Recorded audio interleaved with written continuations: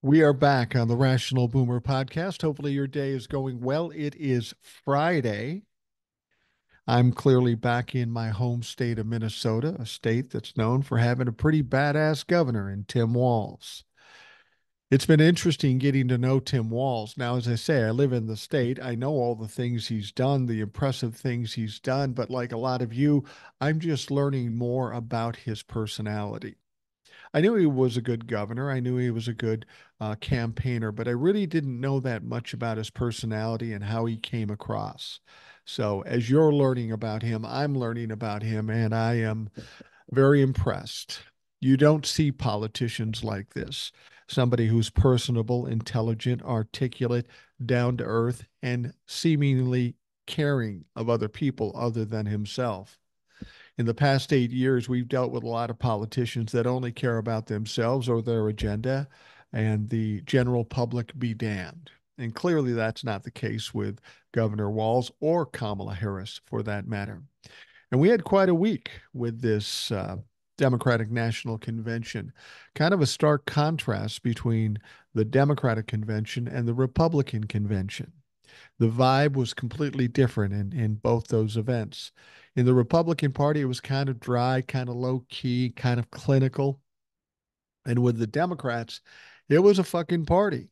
And it was joyous and it was jubilant. And it gave us hope for the future. And that's, one thing we've all been missing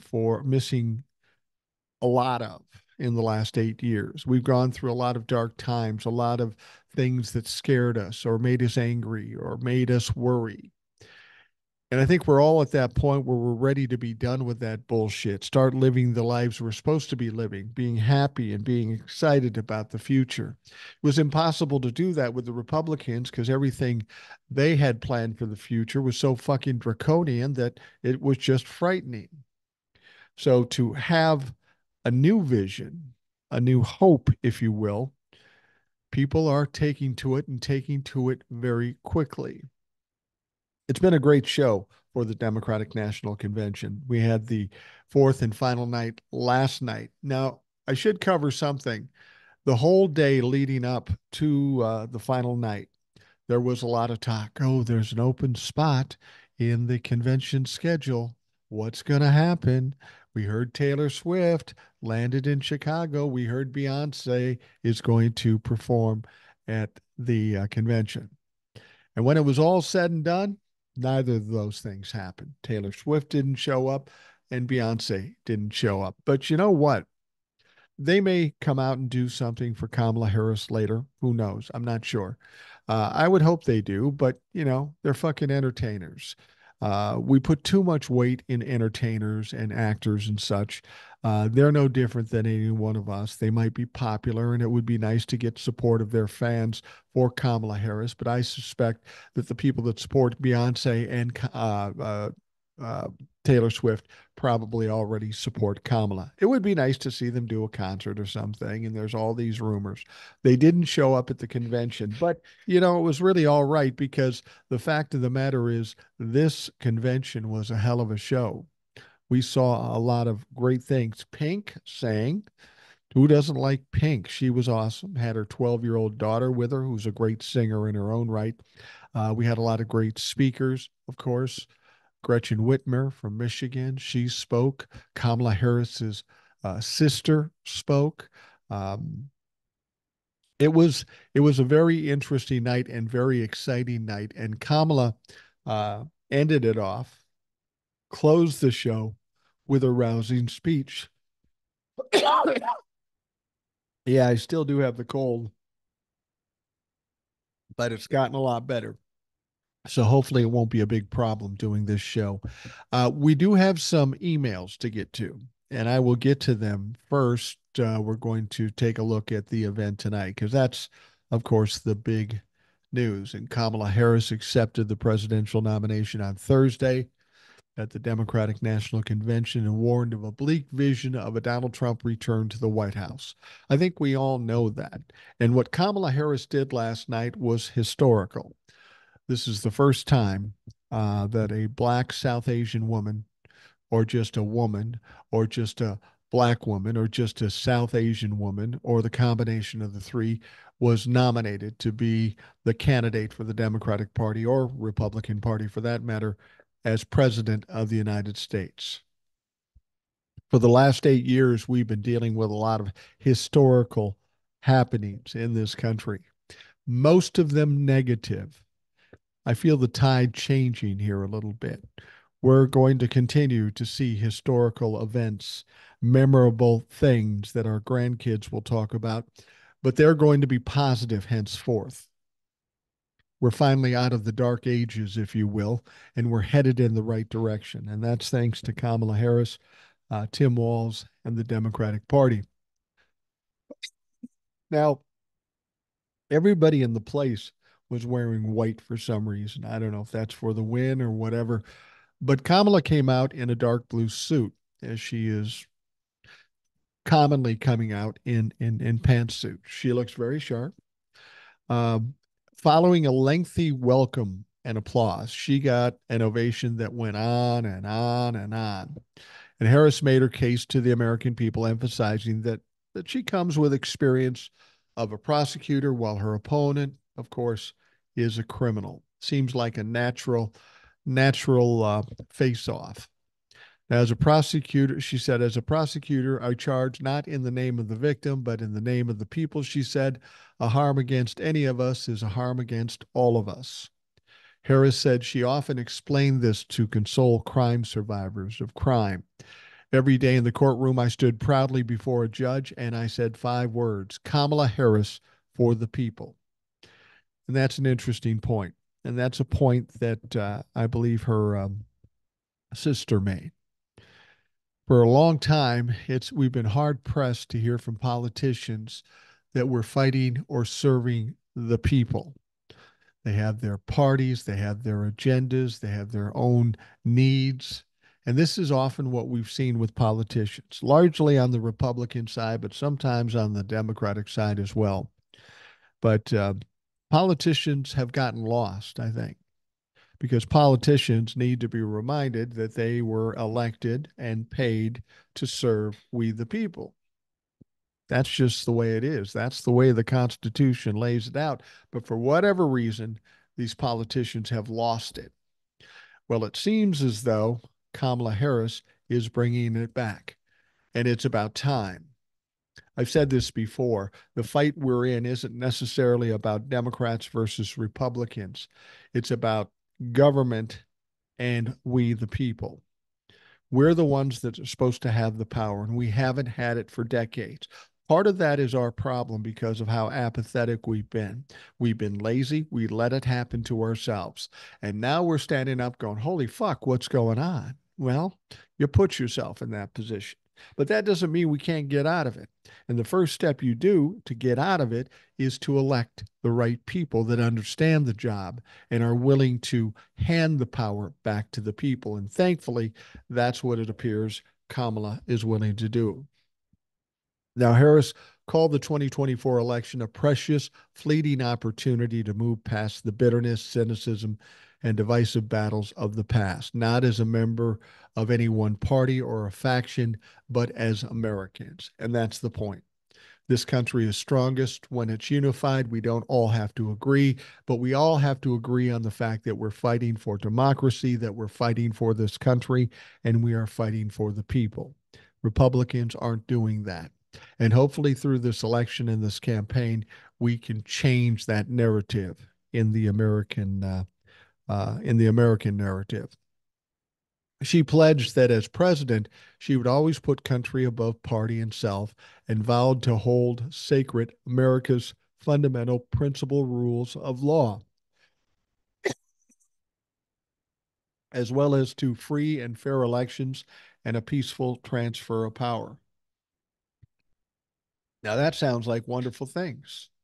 That's wonderful that she should say it. The sad thing about it is what she said is the fucking job description of being a president, a vice president, a senator, a representative. That's how far we've gotten off track. Kamala has to come out and tell us, yeah, I'm going to do my job as I'm supposed to do my job. And then we applaud and are excited about it. That's not Kamala's fault. That's our fault for allowing us to get in the situation we're currently in. I'm thankful and I'm grateful that we have a politician, a president in the future, and I'm convinced that's how it'll go, that is willing to hand the power back to the people, serve the people, work for the people of this country. Now, Harris laid out a stark alternate reality of what could be in store under a second Trump term. And that's the one thing you probably wonder, why does Trump's name always come up? Of course, he's the enemy. Of course, he's the opponent. But wouldn't it be easier just not to mention his name? I'll tell you why they do that. Because what they found out in elections since 2016, anytime an election is about Donald Trump, he loses. Donald Trump is that kind of character. People are fearful. People dislike him. And as long as we can plant his face on this election, it's going to help out in the long run. Now, Donald Trump, this is what Kamala said. She said, Donald Trump is an unserious man, and I couldn't agree more. She says the consequences of putting Donald Trump back in the White House are extremely serious. Consider not only the chaos and the calamity when he was in office, but also the gravity of what has happened since he lost the election. Donald Trump tried to throw your votes away. And that's exactly right. She said that when the Trump failed to overturn the 2020 election, he sent an armed mob to the United States Capitol where they assaulted law enforcement officers.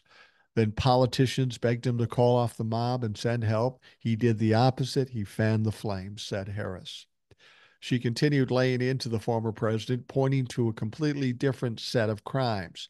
He was found guilty of fraud by a jury of everyday Americans and separately found liable for committing sexual abuse, she said. She urged voters to think about what Trump plans to do if he returns to power.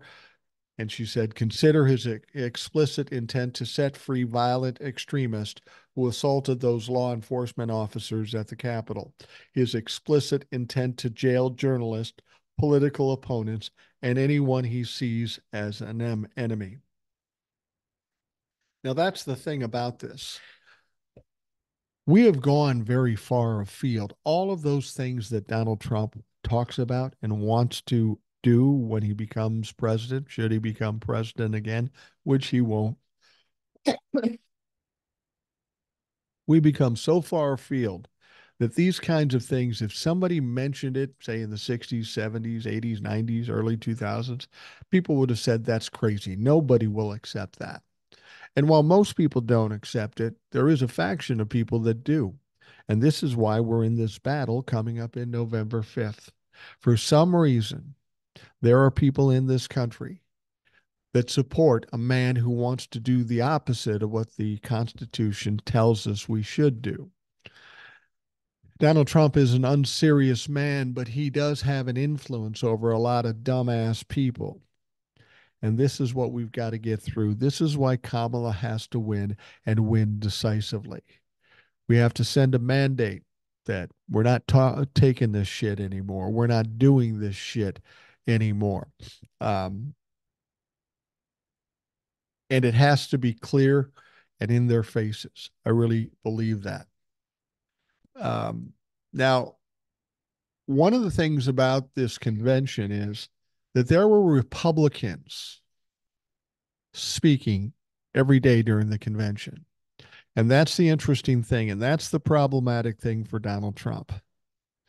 If Donald Trump, as a Republican, wants to win the presidency, he needs a unified party, and he does not have a unified party. In fact, a lot of Republicans have said, we will never vote for Donald Trump again. And by saying that and by dividing the Republican Party, in my mind, it makes it virtually impossible for him to win the election on November 5th. It makes it feasible that it could be a decisive, if not landslide win for Kamala Harris. I mean, that's all yet to be seen. But the facts kind of tell you that's where it's going. Now, one guy that was there last night was Adam Kinzinger, a former representative who's no longer in Congress. but he was a pretty pivotal person in Congress for a time. He was on the January 6th committee, Adam Kinzinger. He said Trump's attempt to overthrow the 2020 election was the catalyst of these Republicans to ditch their party's nominee. Kinzinger called January 6th the desecration of our sacred tradition of peaceful transition of power, a 250-year tradition tarnished by a man too weak to accept defeat. Kinzinger said, democracy knows no party. It's a living, breathing ideal that defines us as a nation. It's the bedrock that separates us from tyranny. And when that foundation is fractured, we must all stand together, united, to strengthen it. It's interesting. Um, when Republicans start to see the problems and they're concerned about it, that should tell the folks that still support Donald Trump what's happening and how it's all working and what the right thing to do is. Now, the one thing while this was going on, especially while Kamala Harris was speaking, Donald Trump, as he's wont to do, he's always trying to take attention away from anybody else that has attention. He's not been very successful as of late because nobody gives a fuck about Donald Trump, and he just repeats the same thing over and over again. Well, while Kamala was speaking and while the convention was going on, um, Donald Trump was truthing and commenting. Trump got things started by criticizing Harris's response to the 3-minute standing ovation she received from the crowd. Harris responded by repeatedly saying, "Thank you." And that bothered Donald Trump for some reason. And then for some reason, he asked where Joe Biden's son is. Hunter. Where's Hunter? What's that got to do with anything, Don? Sounds like you're running out of material. You're trying to grasp at anything to try to save your ass. And unfortunately, it's not working. And then Trump also wondered why vice presidential nominee Tim Walz is called coach when he was just an assistant coach for a high school football team. Well, Donnie, have you ever been on a fucking sports team? A coach is a coach, whether they're the assistant or whether they're the head coach. But nice try again, Donnie, you stupid motherfucker. The former president then dinged Harris over her time as San Francisco district attorney. He said, oh, she destroyed San Francisco. Well, I don't think that's the case. I think she did a lot of good. She got money out of banks that were selling predatory mortgages and got money to the tune of 20 billion people back to the people who had been ripped off essentially by predatory banks. It'd be interesting to compare what Donald Trump did as president compared to what Kamala Harris did as an attorney general or even as a senator. Donald Trump likes to talk about all the things he's done, but there isn't anything that he's done. The only thing he really accomplished was um, getting tax breaks for wealthy people. He didn't get an infrastructure deal. He didn't get the wall built, paid for by Mexico on the border. He didn't get anything done. He liked to talk. And the reason that is, he could have probably gotten some things done. But the fact of the matter is, Donald Trump is all about performance and not about substance. What I mean is, he just soon make you think he did something than actually do something. That's why he lies constantly about all the things he did. In his mind, maybe he did do them, but the fact of the matter is, nothing actually happened. All right, that's kind of what went down, and we'll talk more about the convention, but I've got some emails to read, so we'll get to that. First one says, "Hi, Boomer. Hope this email finds you feeling better. I do feel better. My mom shared with me Alan Bragg went along with Trump's legal team to wait for Trump's sentencing on September 18th to be rescheduled after the election. Is that true? If so, good Lord, what in God's name is going on with Mr. Bragg? I'm disappointed that Mr. Bragg softened up. I can't wait for your response." Thank you for all you do. I look forward to hearing from you every day, Judy from New Mexico. Well, initially, the sentencing was to be in July. And then Donald Trump made some appeal regarding the immunity. And Alvin Bragg said, yeah, sure, you can put it in September. And in fact, that was probably a good strategic thing to do because the sentencing in September would be much closer to the election and would have more impact on Donald Trump during the election. Now, I know there's some kind of motion by Donald Trump and his team to extend it past the election. I have not heard anything about Alvin Bragg going along with it. I don't know that to be true. Will Donald Trump be successful in pushing it out past the election?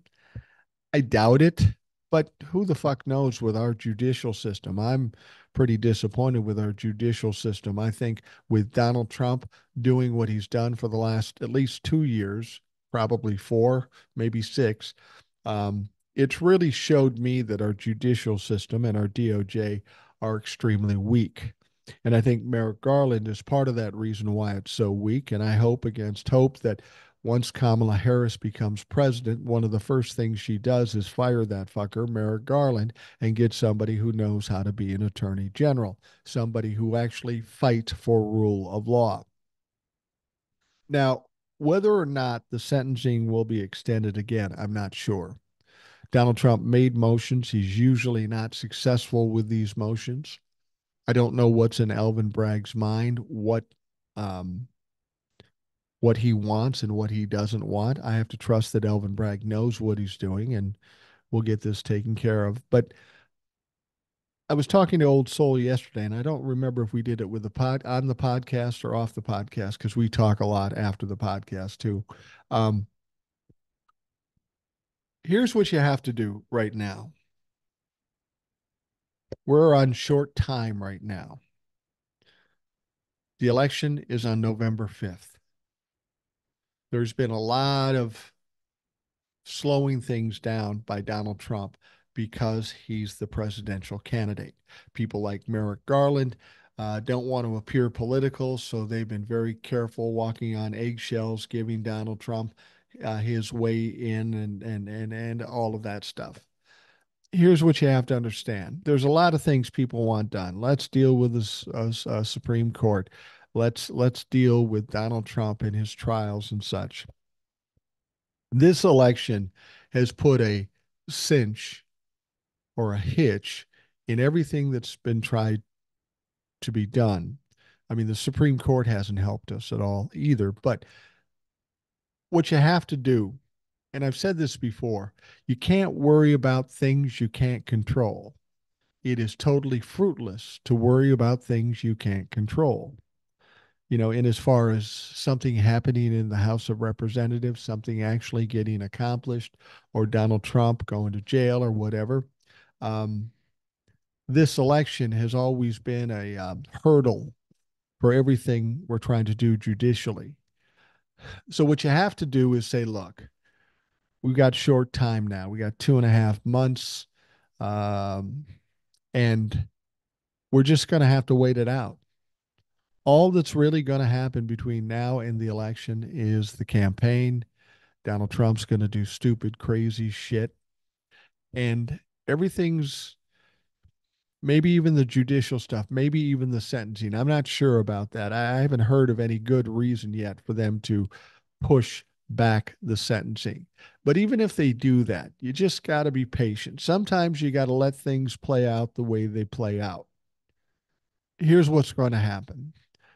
We're going to be stuck in the mud regarding almost everything up to the election. But once the election's over, then the shit starts to rain down on Donald Trump because he has no more protection. He has no more protection. And at that point, the Republicans will have lost yet another election in a big way because of Donald Trump.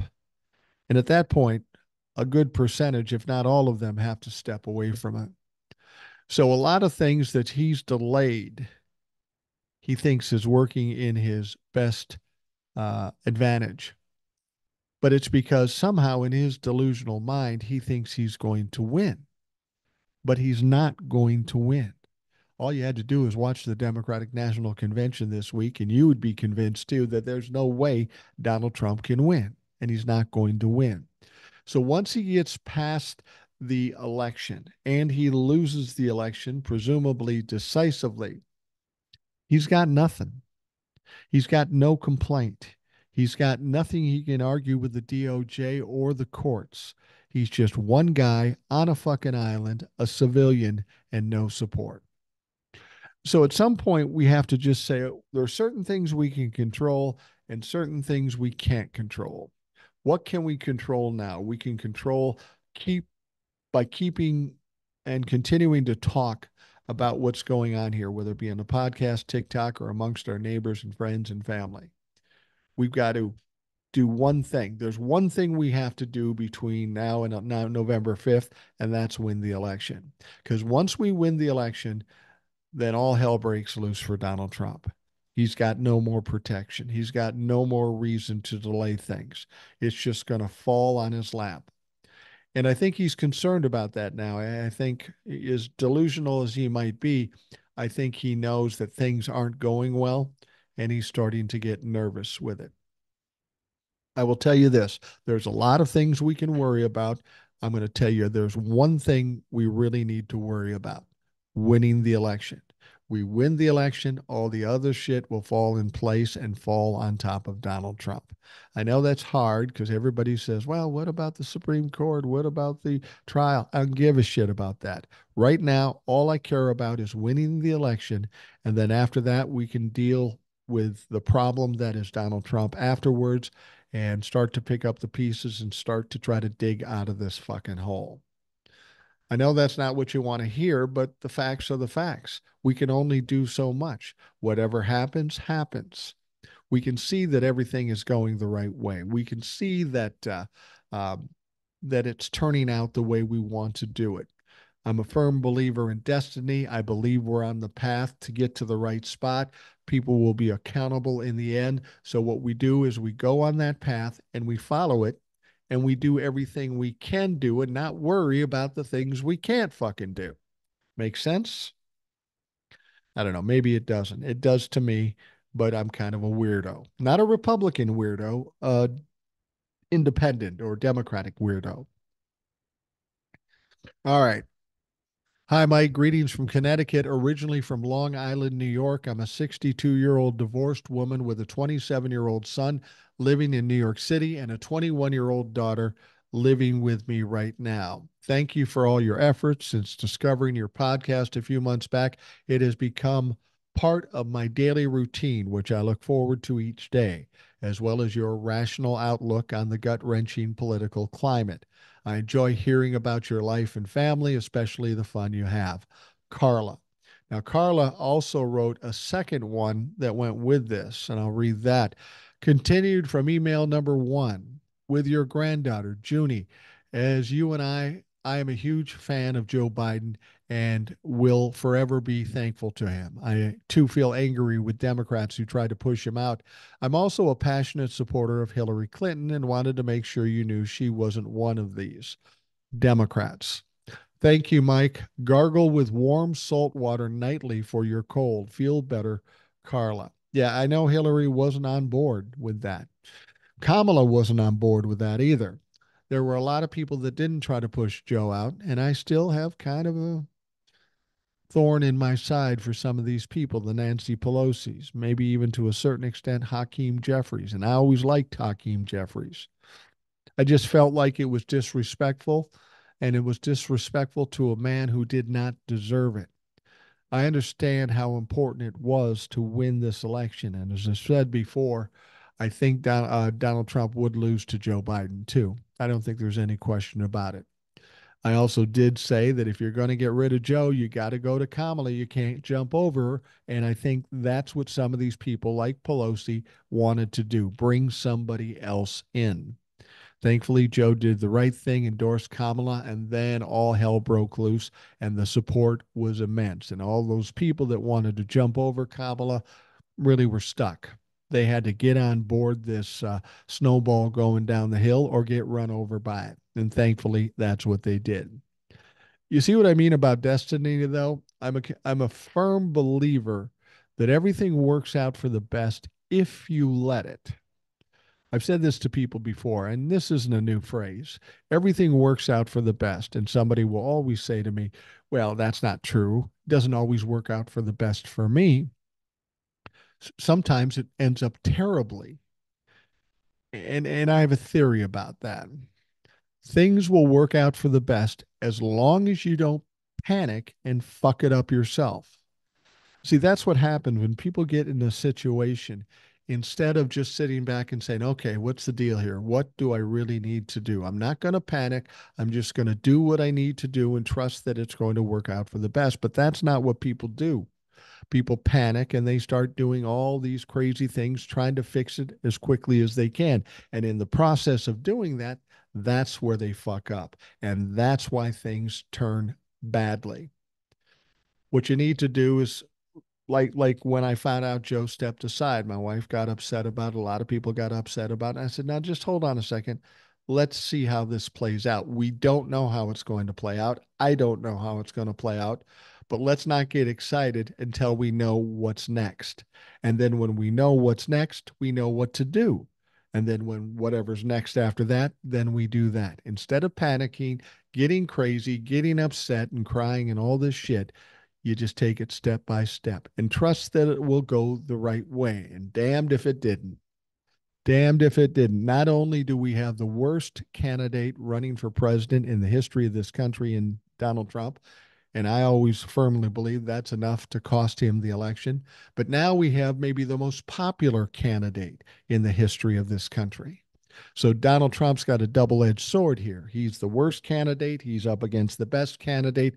And that's why it only makes sense that this is going to be a decisive win, possibly even a landslide. All right. We are going to take a quick break and we will be right back. We are back on the Rational Boomer podcast. We've got some more emails to read, so let's get to it. Hi, Mike. Love the podcast. It's great to hear your optimism. However, I can't shake the fear that Kamala's popularity will fade and Trump will win the election.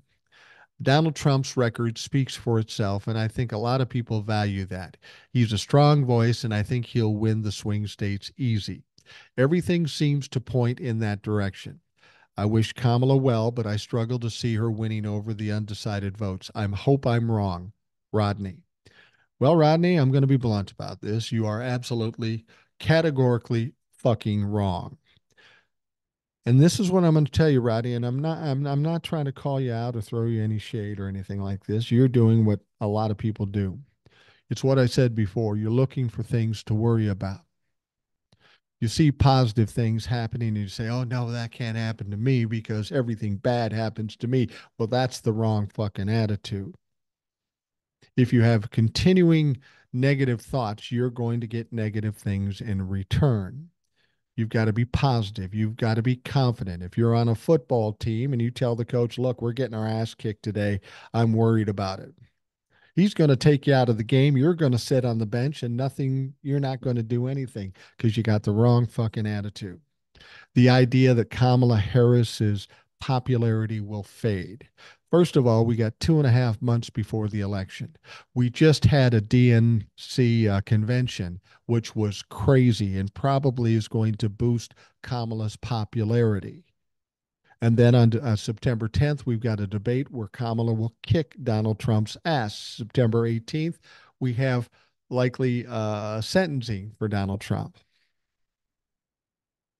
You have to understand what's going on here, Rodney. People are finally seeing the light of day. They're coming out of 8 years of fucking darkness and draconian bullshit, and people are ecstatic about the possibilities and the future and a possible hope. You think that's going to fade? I disagree. Like I say, I think this is almost destiny. We're on this path, we're on this track, and it keeps gaining momentum.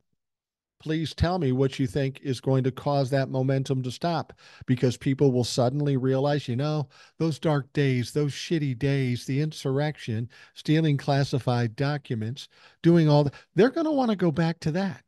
No. How can you say that that popularity is going to fade when we hear Republicans stepping away from their party and voting for Kamala Harris? I don't agree with you. And then you suggest that he is a strong voice, Donald Trump. Well, he's a loud voice. I don't think he's a strong voice. And I think when he originally started, he was different enough and people didn't know enough about him. So they thought, what the fuck? Let's take a flyer. How bad could it be? Well, we found how bad it could be. But if you think that Donald Trump is strong and as powerful as he was in 2016 or even 2020, you're fucking kidding yourself, because we know all about the things he's done. He's been convicted of 34 felony charges. He's been found liable of sexual assault. You really think he's a strong voice? I think he's an embarrassing voice at this point. People are making fun of him, people in his own party. How is it possible that you can see him gaining momentum again and coming back from the abyss? If this were a football game and it was the fourth quarter and a team is down by 30, what do you think the odds are of him coming back? None. You think Kamala Harris will lose the swing states? Again, sorry, Rodney, you're fucking wrong. Tim Walz will help solidify the Midwest and those kinds of people and those kinds of values. People are terrified of Donald Trump. They're terrified of democracy going by the wayside. I think you sell yourself. I think you sell Kamala. And I think you sell the Democrats and this country short. So just fucking lighten up. And you don't think she's winning undecided voters. Well, then explain to me how the polls, if you want to believe them, suggest that more than 50% of the undecided voters will refuse to vote for Donald Trump. So if they're not going to vote for Donald Trump, who are they going to fucking vote for? Seems to me Kamala Harris would be the likely option. You're talking yourself into something to be afraid of. And Rodney, I'm sorry, and I'm thankful to say you're absolutely fucking wrong. You're wrong. And on November 6th, I want you to send me another um, email or come on the show and we can talk about it. And you can tell me how right I was. And again, it's not an ego thing. I don't care if I'm right, because I'm wrong frequently and I'll admit it. But the fact of the matter is, it seems so clear to me. I have a problem when somebody comes out and says, yeah, but this could happen. I'm tired of that sad sack attitude. Oh, they're going to pull the rug out from under us. No, we're fucking winning. And when you're winning, you make sure you put them down permanently. You don't get weak and be a pussy ass bitch about it. You don't do that. And I'm not going to do it. And Rodney, if you're listening to this show, I don't think you'll do it either. I think you're just kind of fucking with me here to see what I would say, to see if I will give you shit. And I'm not giving you shit, Rodney, because a lot of people think the way you do. I just find it frustrating. Thank you, Rodney, for the email. And don't be afraid to send another one. I will call out people all the time, and it's not a personal thing. The Z Man will say things to me, and I'll kick his ass on the show, and people say, you're too tough on him. I say, Z Man's basically my same age. He knows what this is all about. He doesn't take it personal. He's going to listen to what I say. He's going to say what I say, and we can have a beer later. That's just the way it fucking goes with normal people. All right. The next one says, hi, Mike. Erwin here from Belgium. I'm always intrigued when we get people from overseas, and Erwin writes in a lot, and we appreciate it. I've always enjoyed playing the devil's advocate, so I hope you don't mind I give you a little shit. Here we go. No, I don't mind you giving me shit. In my family, giving people shit is a sign of love. I told my new daughter-in-law, I said, look, we love you. We think you're a wonderful girl. But if you're going to be in this family, you're going to get some shit. And she looked at me and I said, the only thing you have to do is give the shit back in return. And if you can do it better than we do it, God bless you. And she looked at me and she kind of smiled and she says, I get it. That's how I am too. I said, cool, you're in. Um, So Irwin goes on to say, you always say don't trust the polls. Look at the money contributions. And you're right. The Harris Walz campaign has an overwhelming lead over Trump Vance as far as small donor donations are concerned. But I think you forget that dollar donations are like the popular vote. I mean, it's not only important how much the amount is, it's also important from what states the donations are coming from. To exaggerate a bit, if 90% of the donations are coming from blue states, I have concerns. So my question is, have you any other data that Harris Walz campaign is winning in the swing states, Wisconsin, Michigan, and most importantly, Pennsylvania, not to mention Arizona and Georgia? Thanks for being rational, Erwin from Belgium. Um, I get your point. I get your point, but it depends on how you're looking at the money situation. I don't know if there's data that distinguishes where the money comes from. I've never seen that. So there may be that data and there may not be. But what's the point of the money? The money is to get exposure, to have campaign rallies, to have advertisements, have events, and those sorts of things. Regardless of where the money is, if all the money comes from a blue state, then you can take it into the red states or the swing states and use it to your advantage. Um, the fact of the matter is you want to tell me that I should be wary, even though they got more money than Donald Trump, if they came from blue states. And I'm sorry, I'm not concerned about that. And the idea of 90% of the donations coming from blue states is an exaggeration. It's got to be. Uh, but then why not look at Donald Trump, who's got almost two-thirds less than Kamala Harris and Tim Walz? Where are his donations coming from? I will guarantee you I will guarantee you that all of Donald Trump's donations come from red states or from corporate or wealthy people that are red. I guarantee you that. We know that there are Republicans looking to Kamala Harris, and we know there are independents looking to Kamala Harris. Even if what you say is true, Donald Trump is still worse off. Just saying. All right. Next one says, hi, Mike, getting a lot of this same meme. Why hasn't Harris done any of these things she's promising already? Yeah, I've heard that. LMFAO. The answer is simple. Can't do or pass anything with this Republican Congress. Need it to be run by adults, AKA the Democrats. The Republicans couldn't even pass their own border bill, for fuck's sake. Onward to victory. First Sergeant Al, U.S. Army retired. Well, there's the other thing too. They keep saying, "Why hasn't Kamala Harris done that?" Kamala Harris isn't the president. Joe Biden is the president. Joe Biden is more of a centrist, and he's very good at what he does. But you can't blame Kamala for not getting things done when she's not the one with the final pen that signs off on these things.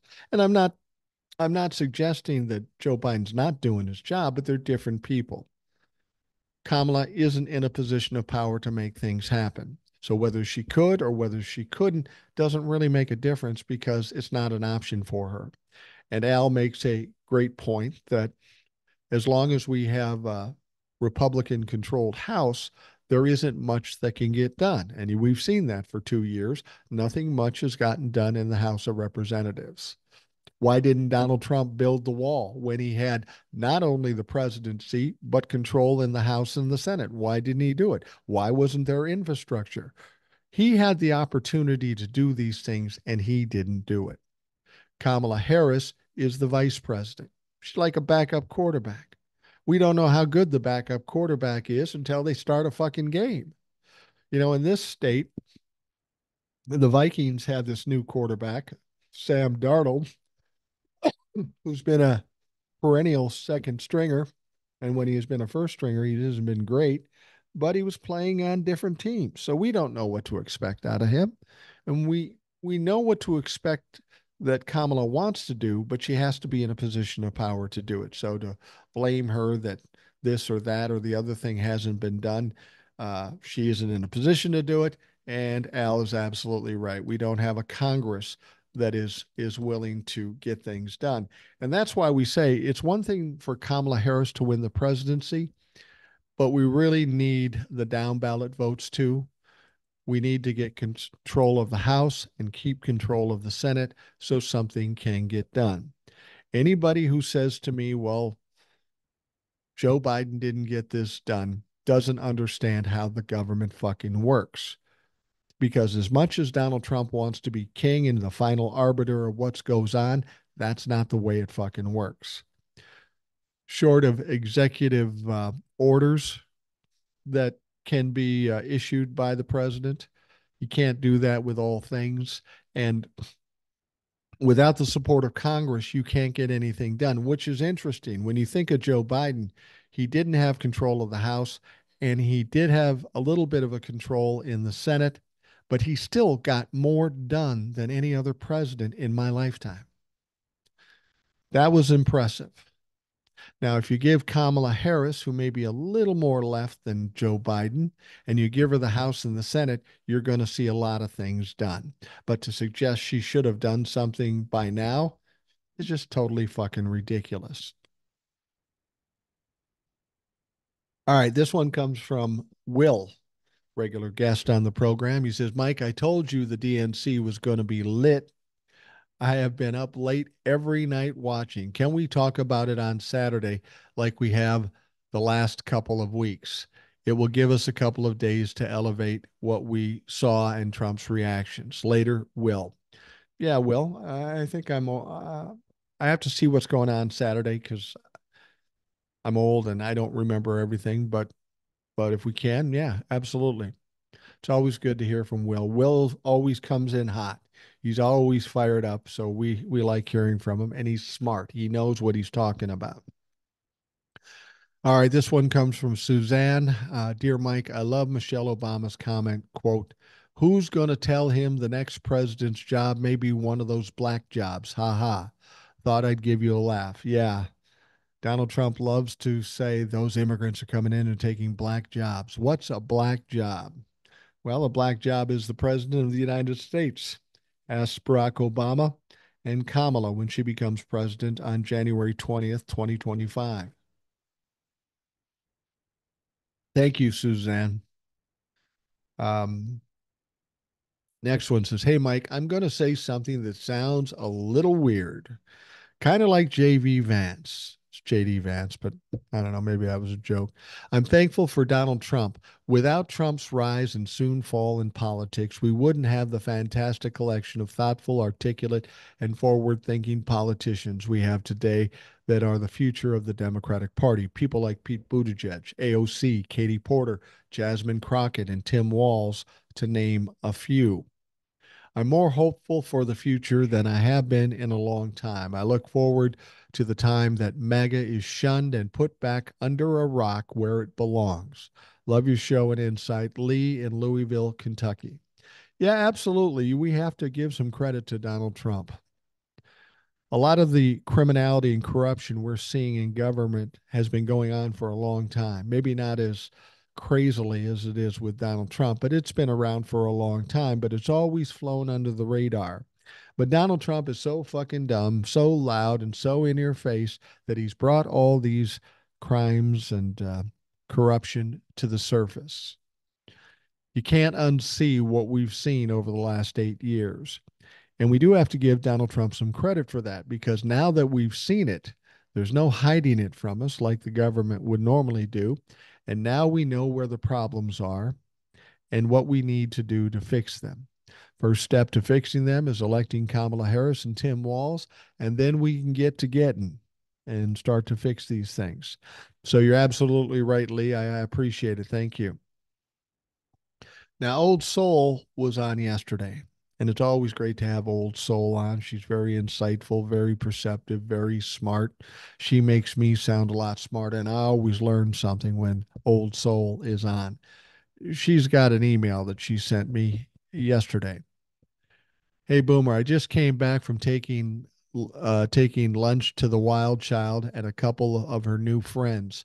Yes, she's making friends already. Unfortunately, we couldn't enjoy talking about school and the upcoming pep rally because they were all upset and worked up because of the online bullying attacks the right has launched against Gus Walls.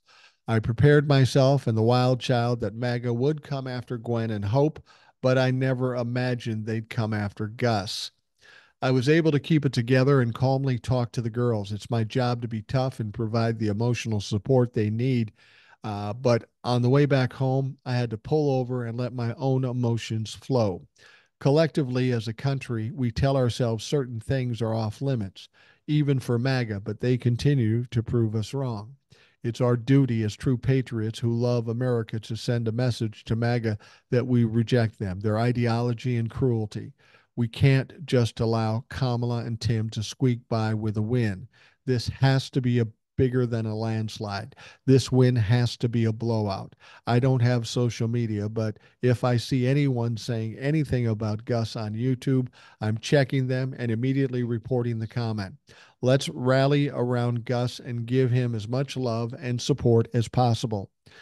I've gotten some screen grabs from Midas Touch, and I'll attach them so you can see how vicious and cruel MAGA is being towards a young man with special needs. The worst part, these are full grown adults attacking Gus. It's unbelievable. We're supposed to be to support the most vulnerable people in our country. We make sure they are safe and happy. We don't bully, we fight bullies, not just because it's patriotic, but because it's the right thing to do and it's basic human decency. But then again, this is what we should expect from Christians who purchase their Bibles from Donald Trump. Thanks for what you do, old soul. And you're absolutely right. There's been a lot of that going on. A lot of, you all saw what happened. Governor Walz was up giving his speech, doing a hell of a job, by the way, doing a hell of a job. He's been very impressive, and he's going to be a big reason Kamala wins. But then his son is watching his father. Now you have to understand what's going on with this kid. His dad is a regular guy for all he knows. He is special needs. He's neurodivergent. He has some issues where he's largely nonverbal, but they tell us he's a very smart kid and he's emotional. You know, part of his disability is handling emotions in public like that. He was very upset. Not upset. He was happy and he was crying. And he was crying quite a bit. And most people who watched it, most people, decent people who watched it, were really um, touched by that. I mean, I even saw myself getting a little teary watching this kid, loving his dad so much and so excited and so proud, he couldn't contain his emotions. And since that's part of his disability, you got to give him credit for that. And then you get people like Laura Ingraham that come along who tweet out a picture of uh, um, of Gus and just write, and we're weird. She got a lot of backlash on this. All the people that said horrible things about Gus are getting a huge backlash on this. I mean, this is the opposite of what Jesus would teach you or the Bible would teach you, but that's who these people are. They're bullies, they're despicable. And like I said before, old soul, let these motherfuckers talk. Let them destroy things for themselves. They will do it every time. I'm sorry for Gus having to go through this, but he will get the last laugh. His father will be the vice president of the United States and part of the reason why MAGA goes down the shitter. Old Soul wrote a second email. She says, "Hey, Boomer, I just finished watching Trump's press conference at the border. He said he didn't win Minnesota because there was too much hanky panky going on out there. Any idea what the heck he's talking about? LOL, old soul." Um, yeah, I don't know what he's talking about. There was no problems with Minnesota voting.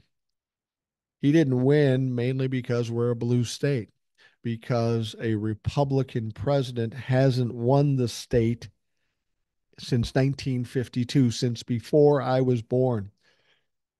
We're talking 72 years since a Republican has been won the state of Minnesota. So it's just Donald Trump talking shit like he does and making shit up and coming out of his ass with stupid shit. That's just fucking Donald Trump. He's not going to win Minnesota again this time around either. It's going to be bad for Donald Trump in Minnesota. Um, Now let's talk about Tim Walz's speech and the reaction from his family. Um, it was kind of a tearful response from Tim Walz's son, as his father pointed to his family and said, "Hope, Gus, and Gwen, you are my entire world, and I love you." Drew a sneer from one of Donald Trump's most avid supporters, which led one of her critics to call her vile on social media. During the Minnesota governor's acceptance speech, he talked about his family and the difficulties he and his wife had in conceiving daughter Hope and son Gus, which led his son to jump up with tears in his eyes and point and claim, "That's my dad."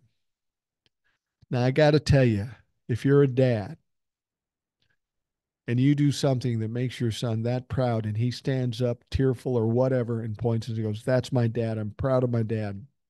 There is nothing better that can happen to a father. Now, as been previously reported, the 17-year-old Gus is neurodivergent, with the Washington Post noting Walz and his wife have shared publicly their son has a nonverbal learning disorder, attention deficit hyperactivity disorder, ADHD, and an anxiety disorder.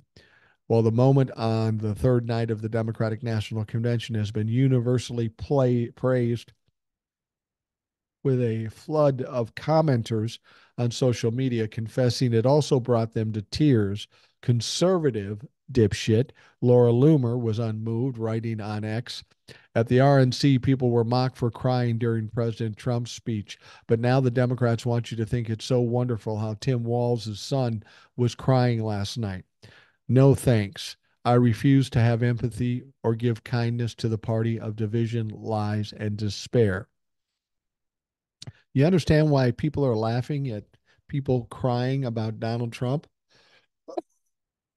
Do I have to tell you again? 34 felony charges, found liable of sexual assault,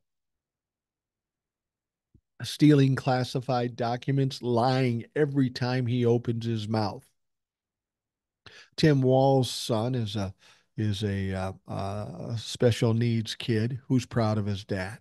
If you can't tell the fucking difference between the two things, then you're a lost cause. And whatever backlash you get, you fucking deserve it. And again, it's like what I said before. These people are who they are. We can't change them. We can't shame them. So all we can do is disregard them and kick their ass. And that's what we're going to do.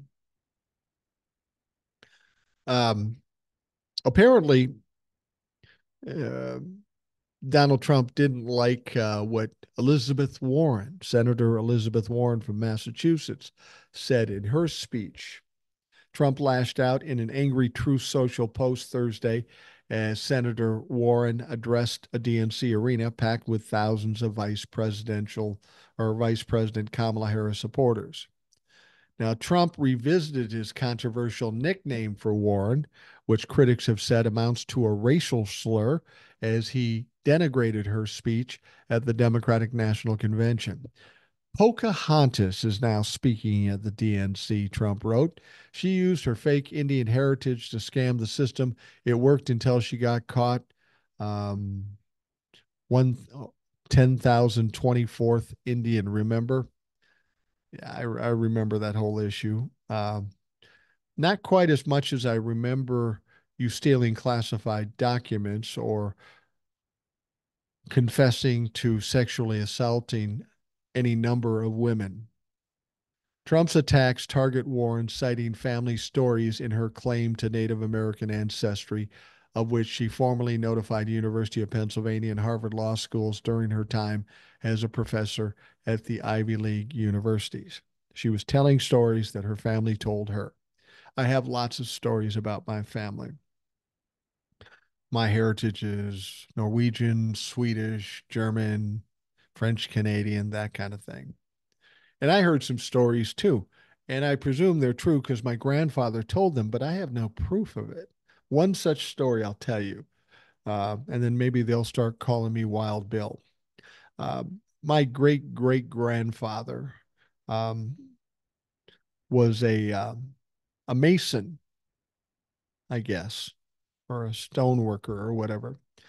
And I was told that a lot of the stonework done in Glacier National Park, a place I've never been before, was done by my grandfather. Um, and when he went to Montana to do this, he got on a stagecoach because that was the era. And on that stagecoach, the guide on that particular trek was Wild Bill because that's what he did. He was a guide for a time. So my great great grandfather got to know Wild Bill. Later on, when Wild Bill would come through Minneapolis with his Western show, his Wild West show, he would frequently stay at my grandfather's house while he was in town in Minneapolis. Kind of a cool story. Do I know it's absolutely true? Well, I trust my grandfather. He knew it was true, so I trust it's true. But if somebody came to me and told me, well, it wasn't true, I'd say, okay, it wasn't true. These are stories passed down from the generations. And that's what happened with Elizabeth Warren. Kind of a minor thing to be upset about when you've committed the crimes that Donald Trump has already committed. But that's fucking Donald Trump. The National Congress of American Indians, the largest umbrella group for Native American tribes, spoke out against Trump when he used the nickname during an honorary event for Native American veterans at the White House back in 2017. So this dumb motherfucker does it again. We regret that the president's use of the name Pocahontas as a slur to insult a political adversary, said the NCAI President Jefferson Keel, a Vietnam combat veteran at the time. Now, on Thursday, Warren wept. She was very emotional. And I got to admit, everything about this convention was emotional for the people there and those of us watching. There were a lot of moments that were very emotional. And I think it's because we want so badly to get out of this dark bullshit we've been in 8 years, and we see an opportunity. So naturally, we become emotional. But Warren got a very great ovation, a bigger ovation than Donald Trump would have ever gotten. And she was emotional about that. I mean, you step on stage and you get this adulation, it's going to hit you at your heart. Warren wept as she mounted the stage at the United Center Arena in Chicago Thursday night and was met with thunderous applause. She did not mince words when it came to condemning Trump and his running mate, Senator J.D. Vance, who has faced much mockery over a false rumor regarding a common piece of living room furniture. I don't know if you saw this either. Um, there's a video out there of a reporter at the National Democratic National Convention, and he's talking, and there's this kid behind him while he's talking, and the reporter doesn't know it, and he holds up a sign that says JD Vance fucks couches. And then he just walks away. It was hilarious. Absolutely hilarious. Now, Donald Trump wasn't the only one getting shit. And I'm going to be interested to see if there's any blowback from Jim Jordan on this. Now, as the Democratic National Convention kind of unfolded in Chicago, a group gathered outside to protest Representative Jim Jordan of Ohio. They included wrestlers who were coached by the congressman at Ohio State and who accuse him of overlooking extensive sexual abuse. The protesters included former wrestlers Rocky Ratliff, Matt Reed, and Will Knight, who appeared at the event with Tammy Wilson, the long shot Democrat candidate challenging Jordan in his deep red district. Tammy Wilson, you remember, has been on this show. She asked to come on. I said, fuck yeah, let's come on. Let's see if we can't beat Jim Jordan. And Tammy Wilson was on. It was a pleasure to talk to her. But these wrestlers, who have been kind of the bane of Jim Jordan, constantly explaining how Jim Jordan is lying about knowing about this sexual abuse, they gathered with placards that spelled out "Fire Jim Jordan." Wilson hopes to introduce legislation she calls the Comprehensive Sexual Abuse Prevention and Accountability Act, which would seek to create a new protections for student athletes, a group that research has shown is particularly vulnerable to predation. Jordan chairs the House Judiciary Committee and played a role in the ill-fated impeachment efforts against Joe Biden that concluded this month. They wanted to impeach him. They said they were going to impeach him. They never impeached him. Why didn't they impeach him? Because they had no fucking evidence, for God's sake.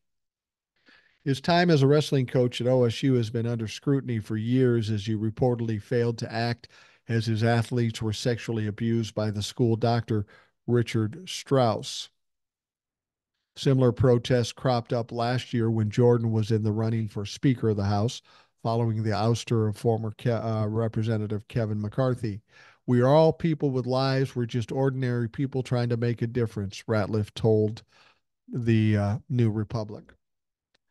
I don't know what's going to happen in that race. I haven't been following it very closely. I hope Tammy Wilson wins, but I understand if she doesn't, there are certain districts that will continue to elect these dipshits like Marjorie Taylor Greene, like Jim Jordan, like Matt Gaetz, like Lauren Boebert. There's no accounting for stupidity, and there's plenty of stupidity in this country. If there's one thing I learned about the last 8 years, is that there are far more stupid people in this country than I ever imagined. Absolutely ignorant motherfuckers. All we have to do is make sure the smart people get out en masse and outvote these motherfuckers so we can send them back under the rocks where they fucking belong. All right. We are going to wrap up the Rational Boomer podcast. I want to thank you for taking the time to listen. Hope you have a great day, and we'll talk to you again tomorrow.